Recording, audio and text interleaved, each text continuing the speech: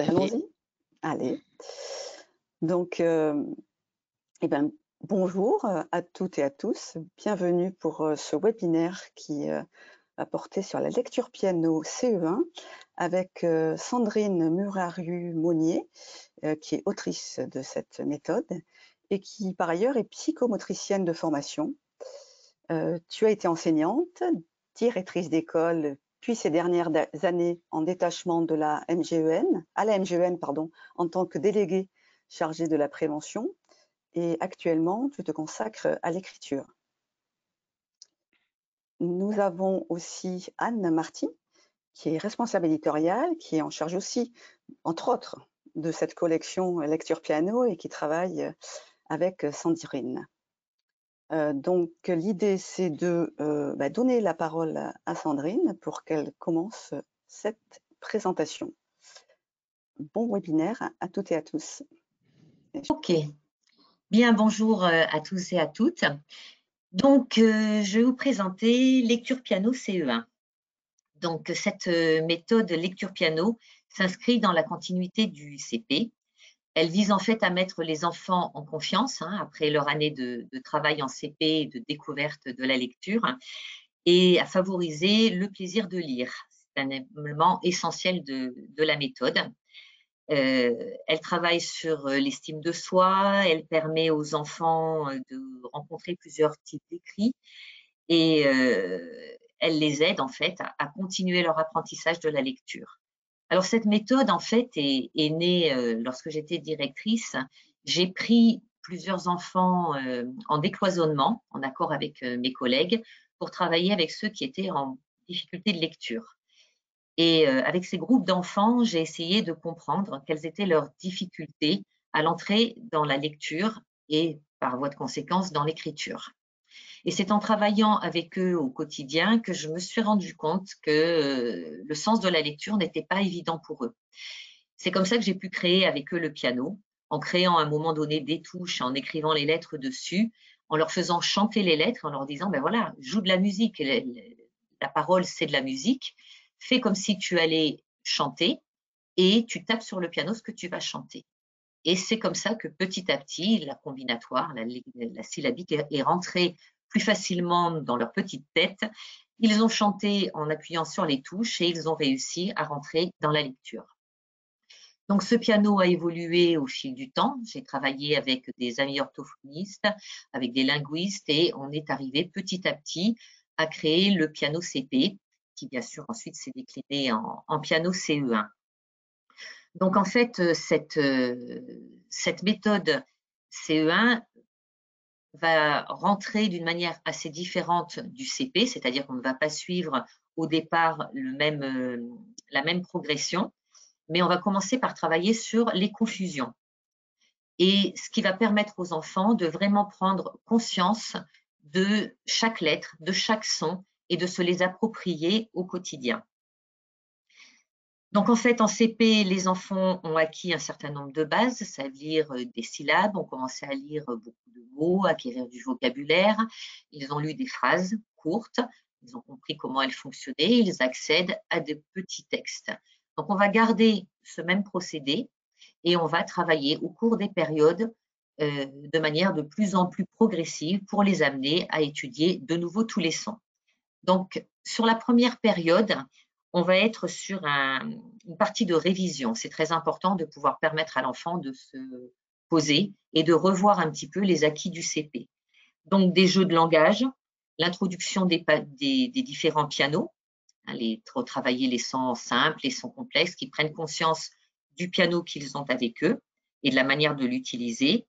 Et puis, on va commencer à travailler les confusions. Je ne confonds pas le P, le T, le D, le T, le F et le V, etc. En période 2, on travaille beaucoup sur ces confusions aussi. Et on arrive, après avoir passé plusieurs semaines sur différentes confusions, on va travailler sur les doubles consonnes, la consonne avec le R. Période 3, on continue, les doubles consonnes cette fois avec le L, et après, on va travailler sur les sons complexes à partir d'une lettre, c'est-à-dire tous les sons que l'on peut trouver avec la lettre A, avec la lettre E, etc. On va continuer comme ça sur la période 4. On aura donc les valeurs sonores des différentes lettres. On aura les sons comme le son 1, la différence aussi de sons que font certaines lettres comme le G et le J, les valeurs sonores, les différentes valeurs sonores du son que, etc. Et en période 5, on aura vu pratiquement tous les sons complexes et on pourra commencer à être dans une lecture totale de tous les textes. Voilà en ce qui concerne le sommaire du piano. Alors le piano, qu'est-ce que c'est? Le piano, c'est en fait un morceau de carton sur lequel est dessiné un piano. Ce piano va permettre aux enfants de chanter chaque son d'une manière progressive et d'associer consonnes et voyelles ou voyelles et consonnes pour faire des syllabes. Donc, il est très important, le piano n'est pas numérique, il ne va pas chanter tout seul, ce qui perdrait complètement le projet. Il va chanter parce que l'enfant va l'utiliser lui-même et avec sa voix va reproduire les sons et les lettres qu'il voit. L'objectif est bien sûr de faire travailler les 3 mémoires, mémoire auditive, mémoire visuelle et mémoire kinesthésique. En jouant avec ses mains, il va faire travailler sa mémoire kinesthésique, en chantant l'audition et en voyant quelle touche il va utiliser le visuel. Ces 3 mémoires en fait sont essentielles pour l'apprentissage et chaque élève, chaque enfant, chaque personne qui apprend va privilégier une de ces mémoires. L'enfant a le choix et en fonction de chacun d'eux et en tant qu'enseignant, vous aurez cette capacité à repérer les enfants qui vont être plus kinesthésiques, plus visuels, plus auditifs et leur apporter cette facilité de travailler un petit peu différemment. Donc, par rapport au piano CP, donc le piano CP va s'arrêter à la lettre G. On a rajouté le X, le W, le GN et le YE pour que les enfants puissent chanter des mots simples contenant ces graphies supplémentaires. L'organisation des graphies se fait, alors j'avais travaillé sur le CP avec la méthode, le tableau articulatoire des consonnes d'Aline Germain-Rutherford, qui permettait de différencier les consonnes fricatives et les consonnes explosives ou les consonnes constrictives et les consonnes occlusives, de manière à avoir une progression. Les premières consonnes que vous voyez au démarrage, le L, le F, le CHE, qui est un assemblage de consonnes, le S, vont permettre en fait à l'enfant de chanter plus facilement parce qu'elles se prolongent. L'air passe dans la bouche et se prolonge. On fait un F. Donc, pour l'associer avec une voyelle, pour faire Fa, c'est beaucoup plus simple. Que les consonnes qui sont occlusives, comme le P, le T, le B, etc., elles vont être beaucoup plus difficiles. C'est une explosion, c'est le son qui s'arrête, on garde l'air et d'un seul coup, on le projette. Et pour le chanter avec une voyelle, c'est plus compliqué. Sans voyelle, pardon, c'est plus compliqué. Sans voyelle derrière est plus difficile à prononcer. Donc, le piano prend cette progression en considération. Ensuite, il est formé de 2 parties. Vous voyez, il a une face sur laquelle on lit les lettres et quand on le retourne, la face permet de les écrire. On a le fonctionnement, la manière de faire pour que l'enfant passe à l'écrit. Il tourne son piano et il a le modèle des lettres pour pouvoir les écrire. Sur le CP, on a des petits pictogrammes supplémentaires qui permettent de se référer à la lettre. Alors, en CE1, on n'en a plus besoin, mais vous les trouverez dans le guide pédagogique. Elles permettent d'aider, elles sont aussi dans le manuel, elles permettent d'aider l'enfant à se repérer d'une autre manière en utilisant le souvenir soit d'une petite phrase qui est écrite dans le guide pédagogique, soit d'une image. Alors, je vous montrerai plus précisément tout à l'heure. Alors, ce piano qui fait chanter les enfants, comment l'utilise-t-on? En fait, on l'utilise, et ça c'est important de le maîtriser au démarrage, de manière à ce que l'enfant ne l'utilise pas n'importe comment et qu'on soit vraiment dans l'idée du sens de la lecture. On l'utilise avec 2 mains. On commence toujours par la main gauche, l'index, et ensuite la main droite, le sens de la lecture, de gauche à droite. Donc on a écrit, là je vous montre l'exemple pour chanter champignon. L'enfant va donc, avec son index gauche, faire chanter le che, le an, qui est donc un son complexe. Ensuite, il fera chanter le p, le i, le gneu et le on. Et il pourra ainsi chanter champignon. Il tourne le piano et de la même manière, il peut écrire le mot champignon. Donc là, je pense qu'une fois qu'on sait qu'on utilise les deux mains pour une syllabe, on fait chanter les enfants uniquement avec des mots simples, sans difficulté orthographique, sans lettres muettes. La question n'est pas de travailler l'orthographe, mais la question non plus n'est pas de faire chanter des mots avec une orthographe qui soit fausse.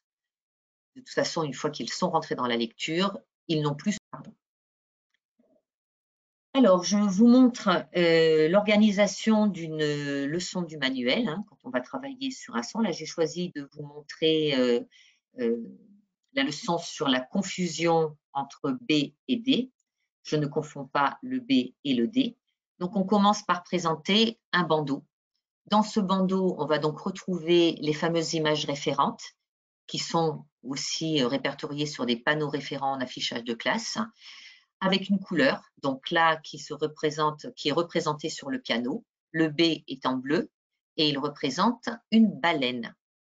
La petite phrase mnémotechnique qui est utilisée au CP, que vous pouvez réutiliser en CE1 qui est dans le guide pédagogique, c'est « La baleine bleue boit son biberon », ce qui permet aux enfants de repérer au niveau du son la lettre B. Elle peut être écrite pour qu'on la repère au niveau de l'écriture, mais elle peut être aussi répétée plusieurs fois. Dans sa mémoire, l'enfant pourra se souvenir soit de la totalité de la phrase, soit de bleu, soit de baleine, soit de biberon, libre à lui d'utiliser les moyens dont il a besoin pour se souvenir de la lettre B et de pouvoir la chanter quand elle est en bleu sur le piano. Ensuite, vous trouvez une partie de décodage de syllabes qui peuvent être ensuite chantées sur le piano. Ensuite, l'intermédiaire avec le mot, c'est donc la syllabe et le mot, c'est on part de la syllabe pour écrire un mot. Avec le bas, j'écris baleine.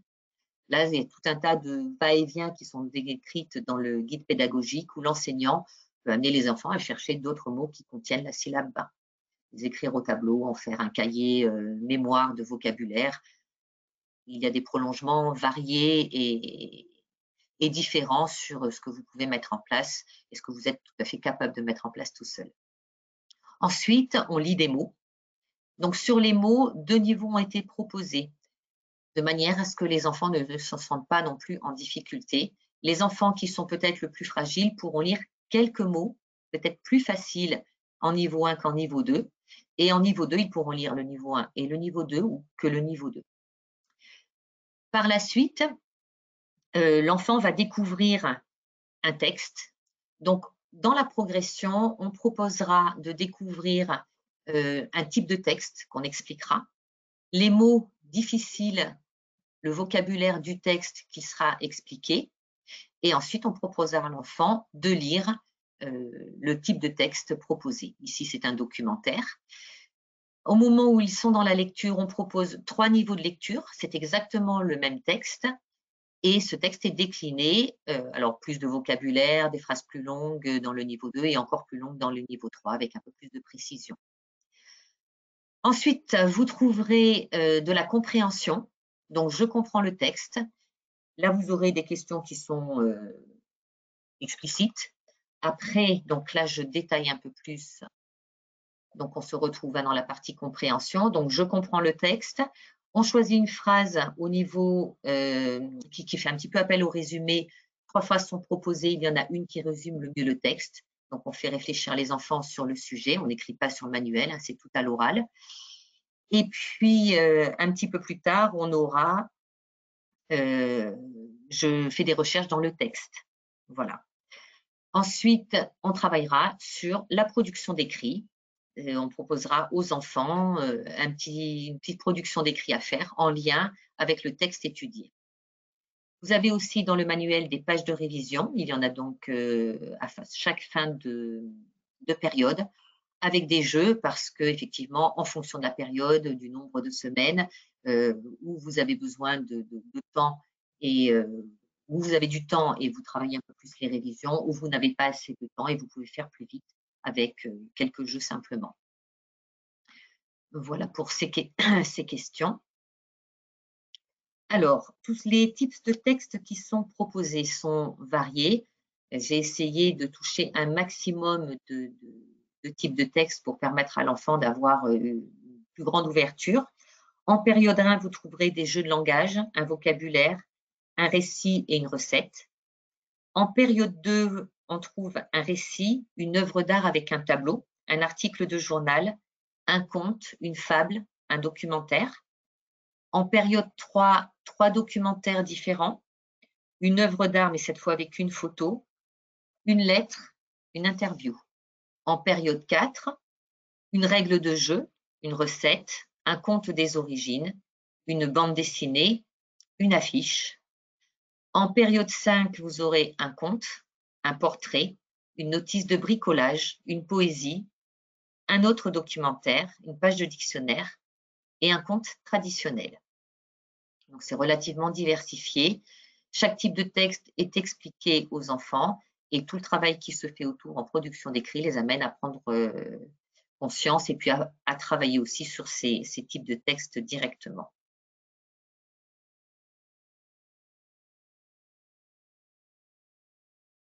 Alors, je vais vous présenter rapidement une séquence du manuel. Là, vous avez les éléments qui peuvent vous servir, hein, si nécessaire, pour cette préparation de séquence. Le guide pédagogique, dans lequel vous trouvez tout un tas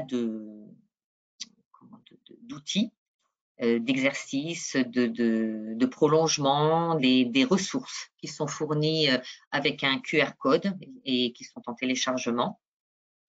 Vous avez aussi les dictées qui sont travaillées toute l'année, vous avez des emplois du temps, vous avez la programmation plus détaillée. Voilà, donc tout ce que vous trouvez en général dans un guide pédagogique. Vous trouverez aussi les panneaux référents, donc les panneaux référents qui vont permettre d'afficher tous les sons, toutes les graphies étudiées dans le manuel, donc qui sont aussi celles que l'on trouve en CP, avec en plus des affiches qui permettent d'éviter les confusions. Donc là, vous voyez par exemple, je ne confonds pas le B et le D. Une petite phrase, alors vous avez bien sûr la baleine, hein, qui est l'image référente du B, vous avez le dromadaire qui est l'image référente du dromadaire, et encore une petite phrase mnémotechnique pour se souvenir que le B a un gros bidon et que le D a un gros derrière. Donc des phrases qui permettent de s'amuser aussi, d'apprendre dans le plaisir et qui évitent les confusions entre les lettres. Associé à ce guide pédagogique et au manuel, vous avez un fichier de différenciation où là, vous avez une collecte d'exercices variés, photocopiables, qui permettent à l'enfant de travailler et qui suit exactement la progression du manuel. Le fichier de différenciation est détaillé dans le guide pédagogique et vous y trouverez aussi les présentations de séquences à son utilisation. Le cahier d'exercice, alors là, c'est un cahier dans lequel on écrit pour chaque élève, reprend des types d'exercices aussi assez précis qui sont exactement dans le prolongement de ce qui est fait dans le manuel. Mais là, dans le cahier d'exercice, vous trouverez aussi des exercices liés à la compréhension et à la production d'écrit.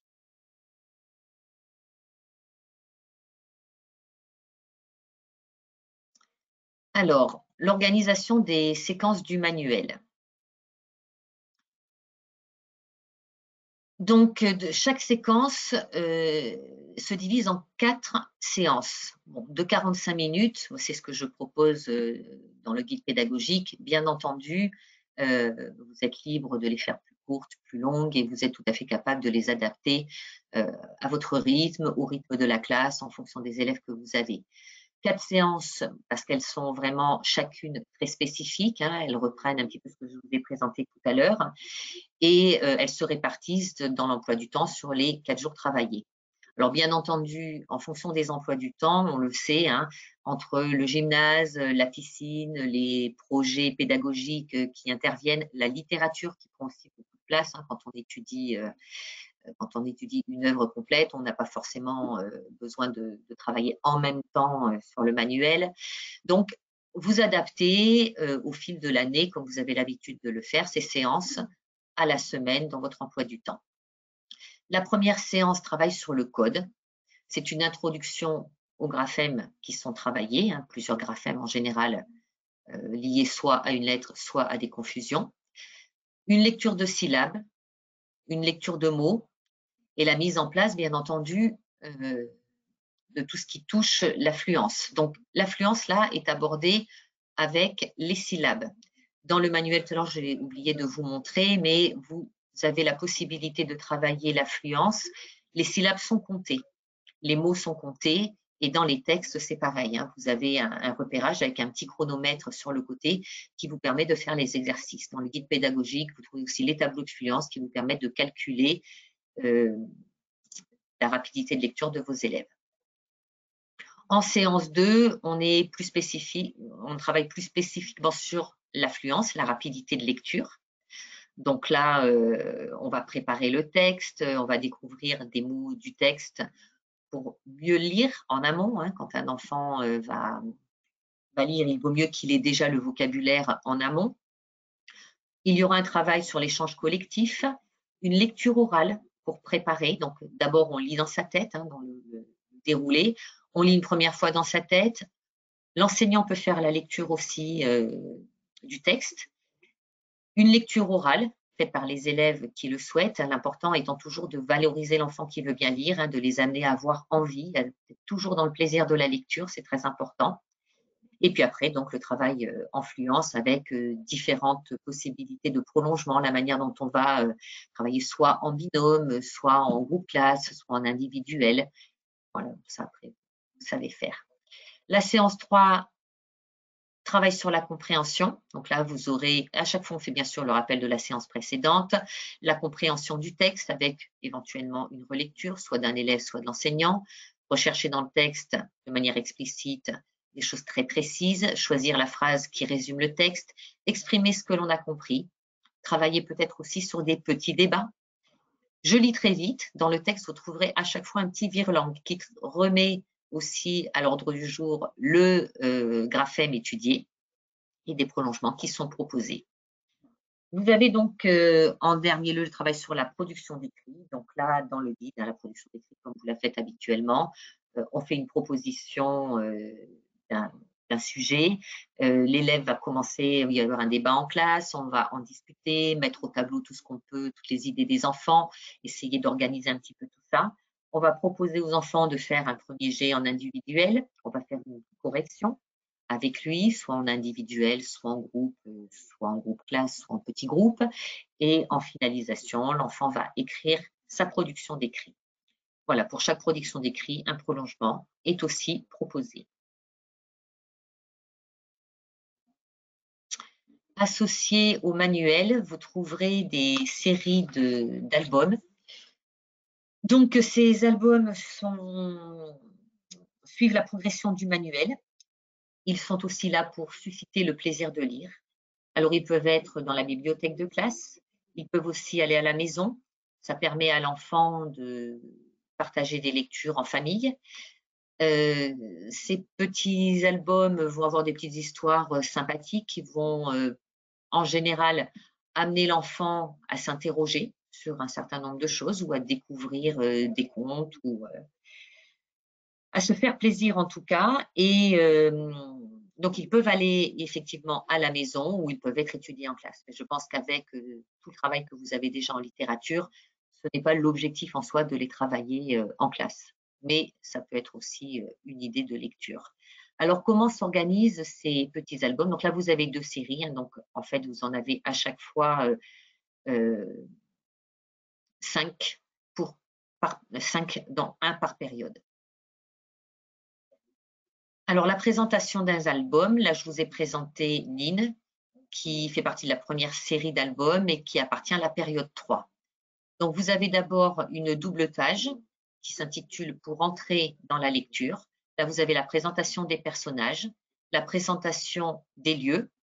Vous avez après des éléments essentiels qui sont présentés. Ici, ce sont des attitudes, Vous avez des définitions du vocabulaire et ici, vous avez des expressions. En fonction des albums, cette double page varie un petit peu, mis à part personnages et lieux. Ensuite, vous avez directement le texte qui est présenté en deux niveaux. Un niveau 1 et ici, pardon, un niveau 1 et un niveau 2, plus cossu, avec plus de vocabulaire, mais exactement le même texte, avec une illustration commune aux 2 pages. Le texte est découpé en épisodes. À la fin de la lecture, l'enfant va trouver un documentaire sur le sujet. Un documentaire de 3 pages en général, avec des petites explications, des informations, un documentaire. À la suite de ce documentaire, vous trouverez des questions de lecture, des questions qui sont organisées une fois de plus par épisode, par chapitre. Et tout à la fin de l'album, vous aurez le corrigé de ces questions. Et tous les albums fonctionnent de la même façon. Je vais vous présenter maintenant quelques petits outils complémentaires à la méthode. Vous avez le cahier d'écriture. L'enfant a besoin d'écrire, il doit écrire régulièrement, donc tout à fait possible de faire un cahier de classe d'écriture, ce que vous faites très certainement. Donc là, ce sont des cahiers qui ont été prévus pour droitier et gaucher. J'y tiens particulièrement parce qu'étant gauchère, je me souviens des difficultés que j'avais à lire le modèle quand je devais écrire. Donc là, on a aménagé des petits exercices de gymnastique des doigts et présentés dans ce cahier pour permettre aux enfants de se mettre en situation d'écrire. Il est bien sûr en lien avec le manuel. Cette année, un imagier est sorti, imagier commun en grande section CP, CE1. Alors, dans cet imagier, vous trouverez, il y a 300 images, ce sont uniquement des photos, de manière à ne pas perdre l'enfant avec des illustrations et risquer qu'il interprète une illustration. Là, les photos sont choisies de manière à être très claires et qu'il ne puisse pas y avoir d'erreur dans le vocabulaire. Dans le petit livret pédagogique que vous avez, il y a des propositions d'utilisation, alors soit en rituel du mot du jour, où l'enfant vient piocher une carte et ça devient le mot du jour étudié, ou alors l'enseignant trie les cartes qui sont liées au graphème étudié et donc propose dans la semaine les différentes cartes qui correspondent au son travaillé. On peut faire aussi du tri de syllabes, du tri de mots, du tri de lettres. Enfin bon, après, libre à vous d'inventer, de recréer tout un tas d'exercices et d'amusements, de jeux pour les enfants. On peut faire des jeux de rimes, on peut faire aussi de l'écriture. On prend plusieurs cartes et on demande à l'enfant d'écrire une phrase à partir des cartes proposées. La boîte de jeu. La boîte de jeu a été faite au départ pour le CP, mais elle est tout à fait utilisable au CE1. On se retrouve avec des jeux au niveau des syllabes, des mots. Donc, on a des jeux de cette famille, des jeux de mémoire, des jeux d'observation et de langage. L'enfant va voir, vous voyez ici, des planches avec tout un tas d'images dessus et en fonction du son proposé, il devra trouver un maximum d'images. Un jeu de loi, un jeu de mistigris, un jeu de domino. Et là aussi, des jeux de production d'écrit avec des cartes qui permettent d'organiser un écrit, un conte, etc. Vous pouvez aussi trouver moult documents, des tas de choses intéressantes sur le groupe de discussion de Facebook, de lecture piano CP et CE1, qui sont gérés aussi par Reds.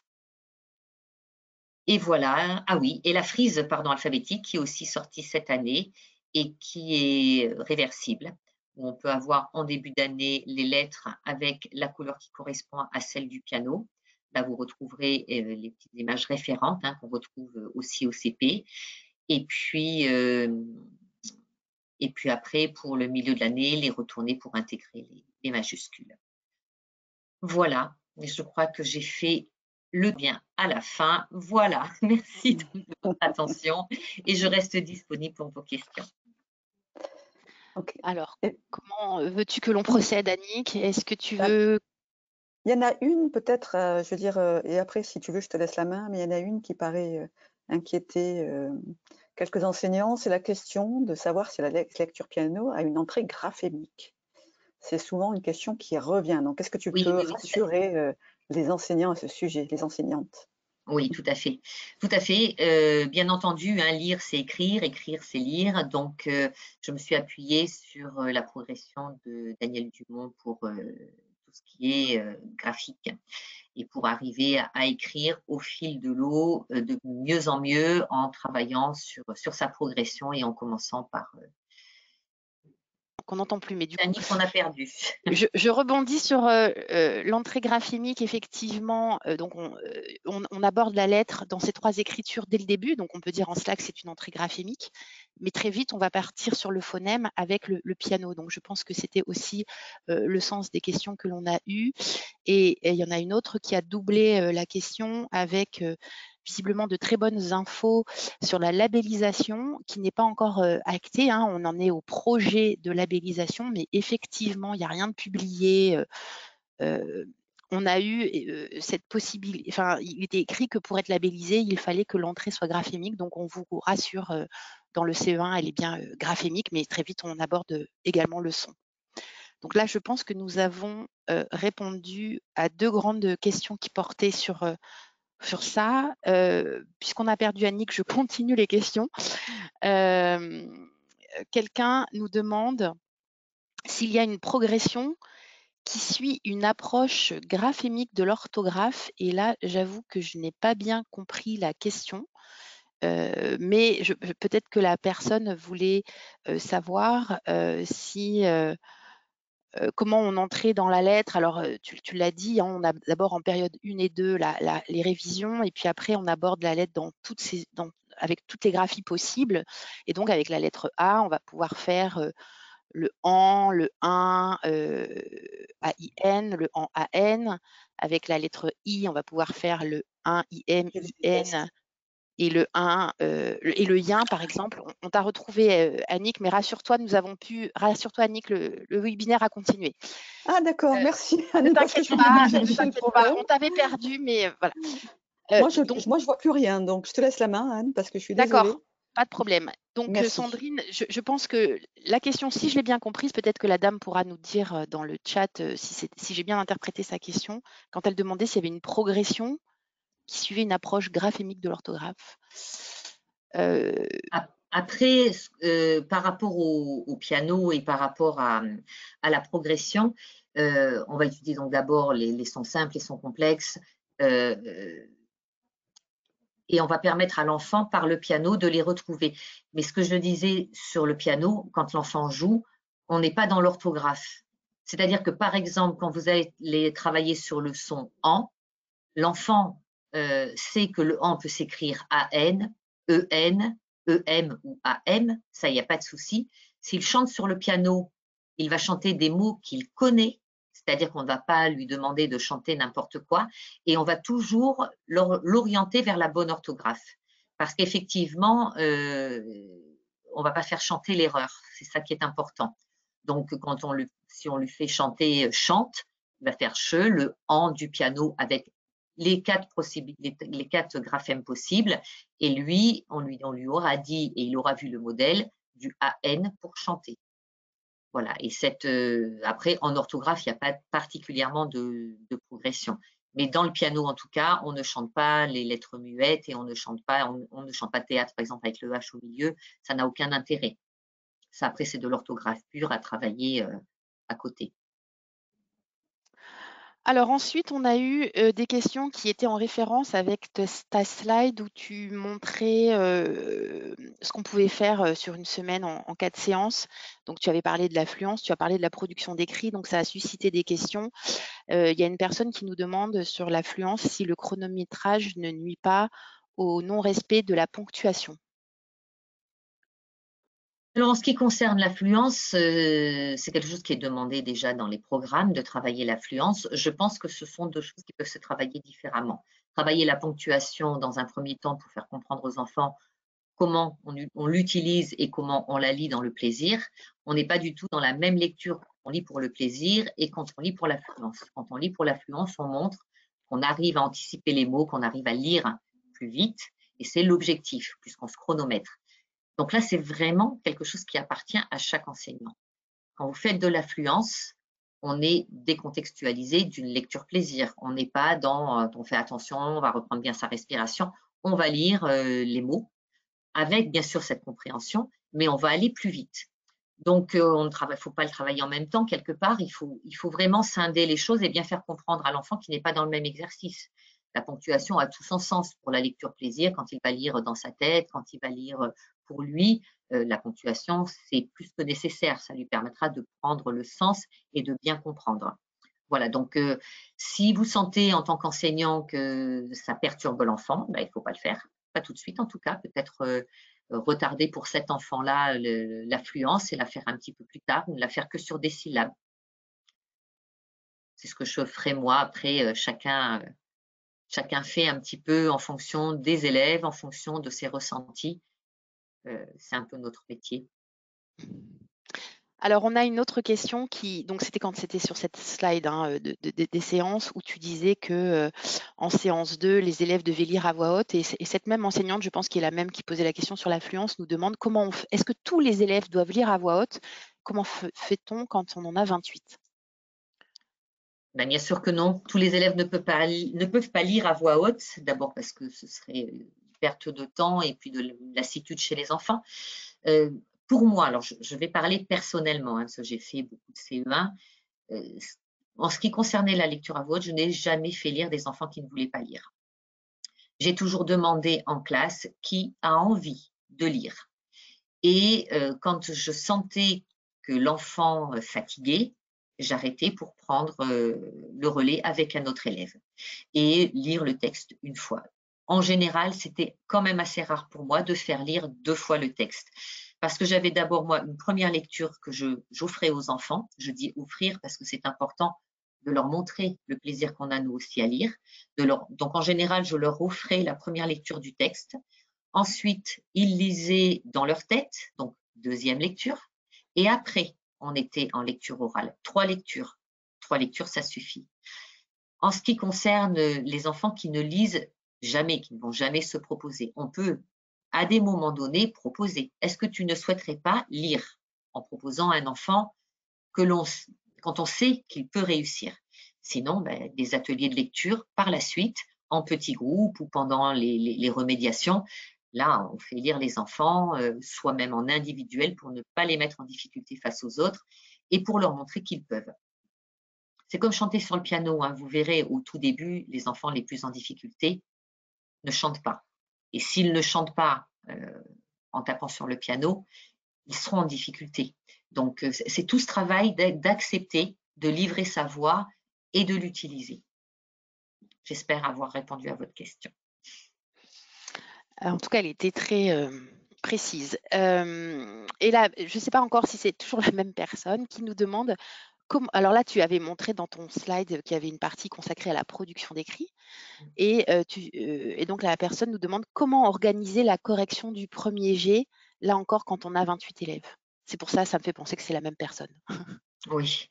Mais la production d'écrit, quelle qu'elle soit, hein, que ce soit avec lecture piano ou avec tout autre manuel ou tout autre cahier d'exercice et de travail sur la production d'écrit, elle demande énormément de différenciation. Donc, je n'ai pas de méthode miracle pour la travailler, à part passer dans les rangs, faire corriger les enfants, mettre des enfants en atelier. Moi, je pense que c'est quand même… j'ai aussi fait de la maternelle, donc j'ai souvent essayé de faire des reprises des ateliers. Donc, c'est pas simple hein, dans un emploi du temps, mais ça peut tourner sur une demi-journée en production d'écrit. Si je mettais des enfants en production d'écrit, j'en mettais d'autres sur des ateliers d'art plastique. D'autres sur des lectures libres, voilà. Trouver des ateliers et puis les faire tourner sur plusieurs, soit sur 2 semaines, en décloisonnant sur 2 séances. Enfin bon, c'est pas simple. Et bien entendu que ça ne peut être que de l'individuel puisque c'est de la correction. Mais vous pouvez aussi, ça me vient comme ça, hein, mais vous pouvez très bien aussi faire le premier jet, ramener le travail à la maison et le corriger pour le lendemain ou le surlendemain. Et ensuite redonner aux enfants, ceux qui n'ont pas beaucoup n'ont pas trop d'erreurs et qui peuvent passer directement à l'écrit, ils vont le faire automatiquement. Et puis, vous vous attardez sur les enfants qui auraient besoin de retravailler directement avec vous leur production d'écrit. Alors ensuite, on a une personne qui nous dit j'utilise Piano CP, j'en suis très contente, je vais avoir un niveau CP CE1. Comment je vais déterminer pour les enfants de CE1 le niveau de lecture, donc on a 3 niveaux, CE1, niveau 1, niveau 2, niveau 3, que je devrais donner à un élève? Est-ce qu'il y a des tests? Aucun test. Aussi bien pour le CP, vous avez dû le voir du coup, hein, si vous l'utilisez, que pour le CE1. Moi, je pars du principe, au départ, que c'est l'enfant qui choisit. Alors, l'enfant vous allez leur dire, hein, c'est expliqué dans le guide pédagogique et du CP et du CE1. Moi, ce que je proposais, c'est quel texte veux-tu lire? Veux-tu lire un texte facile, très facile, et là tu lis ton niveau 1, ou un texte un petit peu plus compliqué, un niveau 2, ou un texte vraiment compliqué, niveau 3. Et j'explique aux enfants. On est tous différents. Donc, dans la classe, il y a des enfants qui déjà n'ont pas du tout de problème de lecture, puis d'autres qui apprennent. Vous avez le temps. On apprend chacun à son rythme. Donc, ne vous mettez pas en difficulté. Choisissez le texte qui vous semble plus à même de vous convenir. Les enfants comprennent très bien. Et il ne faut pas qu'il y ait de compétition, en fait. Il faut juste tout simplement les remettre chacun face à eux-mêmes et les autoriser à lire ce qu'ils ont envie de lire. Par contre, quand un enfant décide de prendre un niveau 3 et qu'il a un niveau 1, là, le rôle d'enseignant est important. Je pense que tu pourrais peut-être commencer par le niveau 1. Ou un enfant qui va lire le niveau 1 parce qu'il est un peu marre, qui se dit tranquille, je ne vais pas aller trop vite, ce qui peut arriver aussi. Je pense que tu pourrais essayer de lire le niveau 2, voire même le niveau 3. Vous les connaissez, vos élèves. Donc, pas de panique. Laissez-les prendre aussi des initiatives. Mettez-les en situation d'être maîtres de leur apprentissage. Et ça, c'est important. Le plaisir, toujours le plaisir, la valorisation en permanence. Plus un enfant va être valorisé, plus son estime de soi va augmenter et plus il sera dans cette facilité et plus vous verrez des progrès. Super, merci Sandrine. Alors, on a une question qui nous avait été adressée par mail et la personne nous l'a renvoyée, donc elle suit le webinaire. Quelle est la place pour la littérature, sachant que j'ai la méthode piano C1 et je la suis, et c'est dense. Quelle est la place pour la littérature, sachant tout cela? Donc, je le disais un petit peu tout à l'heure, c'est vrai qu'il faut aménager son emploi du temps, ce qui n'est pas simple, entre partager entre tout ce qu'il faut faire apprendre, toutes les matières. Vous le verrez en utilisant le piano CE1, il y a des moments où on passera plus vite, où il y aura soit plus de facilité à lire un texte, ou un texte sera peut-être moins intéressant pour la classe. Et dans ce cas-là, vous allez sentir qu'il ne faut pas s'attarder dessus. Il faut jouer avec l'emploi du temps et organiser. Quand on est dans l'étude d'un roman ou d'un texte de littérature complet, ce qui ne peut pas être le cas dans un manuel, on ne peut pas vous mettre un roman total dans un manuel. Dans ce cas-là, l'enfant travaille avec l'objet livre. L'objet livre, il se porte à la maison, donc déjà l'enfant va travailler aussi chez lui pour faire ses lectures. Il y a des fiches de lecture qui peuvent être utilisées, travailler sur des temps de classe privilégiés, pris peut-être sur le temps de la lecture, mais sur aussi un temps d'autre chose, de mathématiques, pourquoi pas, ou de sciences, parce que c'est un projet. C'est-à-dire que dans ce moment-là, on va travailler sur ce roman et on va s'appuyer à rester dans le lien. Parce qu'à partir du moment où on va travailler sur un roman, il est difficile de mélanger plusieurs lectures. En même temps, on le sait, le manuel CE1, certaines classes vont arriver à aller jusqu'au bout, d'autres non. L'important est de passer par chaque étape. On peut très bien sauter un texte à un moment donné. Vous pouvez simplement le faire en lecture offerte. Vous voyez juste si l'enfant a bien maîtrisé le graphème étudié. Après, c'est à vous de voir, mais je pense qu'il y a moyen de créer des projets. Juste pour vous donner une idée, j'ai eu, moi, à un moment donné, un projet art plastique avec un artiste de ma ville qui est venu pendant une semaine, tous les jours dans ma classe. On a banalisé, on n'a absolument pas suivi l'emploi du temps, on n'a pas du tout. Donc, la panique, ce n'était pas de se dire, bon, mince, je fais quoi? C'est que l'art plastique, je l'ai un peu moins travaillé par la suite. Et j'ai repris les séances que j'avais en retard pour les remettre à jour dans mon emploi du temps et essayer de composer. On compose en permanence. C'est le métier d'enseignant. Il est riche de ça.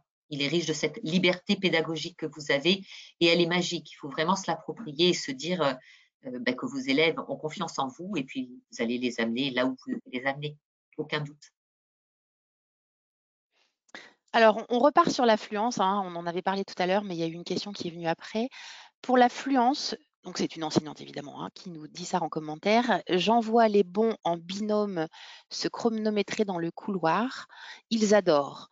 Et je garde un petit groupe en soutien, en atelier, dirigé en classe. Donc en fait, ce n'était pas une question, c'était un commentaire Ouais, super idée. qui redondait voilà, sur le sujet fluence. Tous les espaces sont bons à prendre pour faire travailler les enfants. Alors là, on va passer à la GS. Une enseignante nous demande s'il existe une méthode pour les grandes sections. Donc, je me permets d'amorcer la réponse, Sandrine. Donc, Oui, je suis oui, passée trop vite oui, dessus. Tu veux que je fasse un petit rappel? tu peux reculer pendant que je réponds. Oui. Donc, il existe une méthode pour les grandes sections et la personne nous demandait si l'approche était phonémique. Et donc, je peux répondre, et après, je te laisse compléter, Sandrine, qu'on a la même approche au CP, au CE1 et en grande section. On rentre effectivement par le graphème, mais très vite, on aborde le son, le bruit que fait la lettre. Donc, toujours la lettre dans les 3 écritures et ensuite le son qu'elle fait et le piano associé.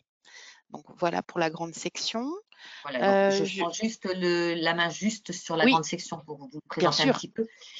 Et quand même, pour reprendre ce que tu disais, Anne, oui, bien sûr, une entrée graphémique, mais il est clair que pour apprendre à lire, on ne peut pas lire sans écrire et écrire sans lire. Ce n'est pas possible.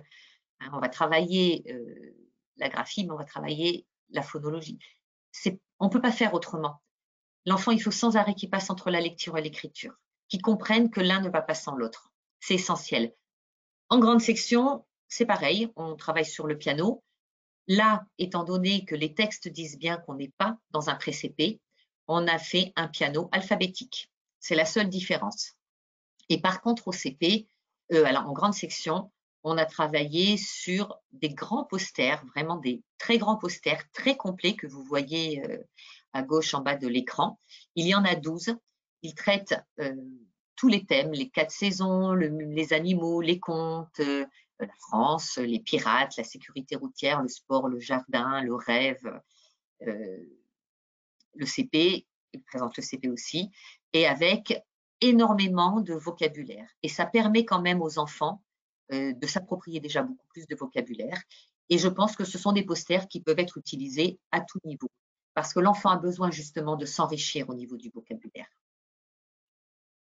Alors, on fait des sauts en avant ou en arrière. Là, Sandrine, je ne sais pas si tu pourrais retourner sur le cahier d'écriture, si ça t'est facile, mais sinon, on peut s'en passer de cette slide. Voilà, on a une enseignante qui nous dit qu'elle utilise le cahier d'écriture CE1 et elle, d'ailleurs, elle félicite, elle dit bravo pour le cahier, bravo pour la méthode, voilà. Mais les élèves ont été gênés par, alors on ne le voit pas sur ce slide, mais c'est pour que les enseignants qui ne connaissent pas le cahier d'écriture puissent avoir un peu une idée. Du coup, je l'ai pris, moi je l'ai sous les yeux. Page 8, elle nous signalait qu'il nous manquait le filet pour arrêter le tracé de la lettre. Et donc, elle nous demandait s'il y avait des évolutions, et c'est pour ça que j'en parle, puisqu'on a du temps. Nous, on a à cœur de toujours améliorer nos outils. Et donc, à chaque réimpression, si on sent qu'on a eu des remarques sur telle ou telle amélioration, eh ben on l'a fait. Et donc là, ça vous parle peut-être pas pour ceux qui n'ont pas le cahier sous les yeux, mais je réponds à cette enseignante. Oui, lors d'une réimpression, nous rajouterons cette ligne qui est présente, mais qui gêne un peu les élèves parce que il faudrait qu'elle soit totalement présente. Voilà, donc je voulais dire que on l'avait déjà fait au CP et qu'on le fera aussi au CE1. Alors, je suis en train de vérifier si on a répondu à toutes les questions et il me semble que oui. Si jamais on n'a pas répondu à toutes les questions, soyez rassurés, on a la trace de toutes les questions qui sont posées et on pourra vous faire une réponse en privé si on n'a pas eu le temps, parce que là, je pense avoir tout checké, mais Annick, peut-être, j'en ai oublié. Est-ce que tu penses Juste que… une petite dernière, Emmanuel qui nous demande si les pianos sont inclus dans le manuel CE1.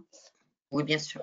Oui, les pianos sont inclus dans le manuel CE1, ils sont vendus avec le manuel, donc aucun souci là-dessus. Et on peut même les acheter à part par pack de 5 quand l'année suivante, les élèves ont utilisé leur piano et sont repartis avec, et que l'enseignant a encore ses manuels dans la classe et il a besoin de racheter un pack de piano, on les revend. Et j'ai parti c'est des packs de 15. Voilà. Du coup, je vais vérifier, mais c'est bien des packs de 15. Voilà, non, je pense que non. Il me semble que tu as fait le tour de la question. Audrey, qui effectivement rajoute qu'elle fait de la littérature en parallèle avec des œuvres complètes. Enfin voilà, chacun travaille ou chacune travaille un petit peu à sa façon, mais je pense que nous avons répondu à toutes les questions. Donc, je vous remercie de votre participation. Merci beaucoup. Merci Sandrine. Voilà. Merci Annick. Ah, il y en a plein qui arrivent du coup. Des questions? Alors, non, mais des petites remarques du coup.